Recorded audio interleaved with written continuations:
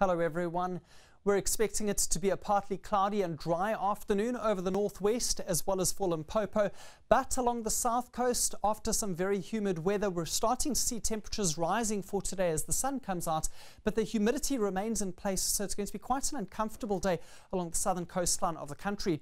At the same time, a cut-off low is busy developing to the west of South Africa, and this system will have an effect in the country already today, producing more thunder activity over the Cape provinces, and those thunder showers will also be spreading to some areas along the southern coastline for today. And that's also shown on our rainfall map, where we see scattered showers and thunderstorms over parts of the northern and western Cape, into the eastern Cape interior as well, and also touching some areas in KwaZulu-Natal, in particular around the Drakensberg. A few thunder showers possible over southern Gauteng as well as parts of Mpumalanga, and as we've already seen, it's going to be a dry day in Limpopo and the northwest.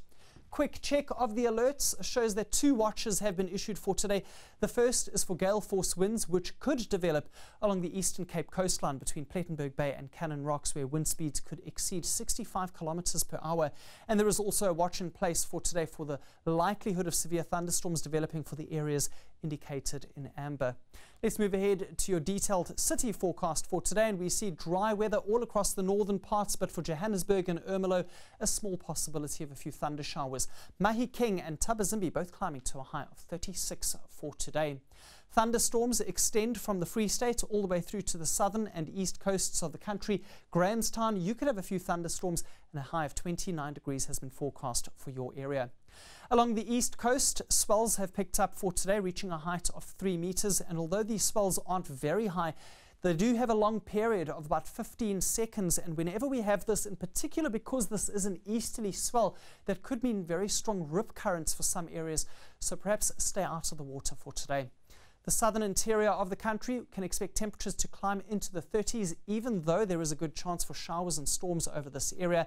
And it's also going to be a warmer day along the south coast, where we also have some wet weather expected, and swells have picked up quite a bit for this region, reaching a height of 4.5 meters.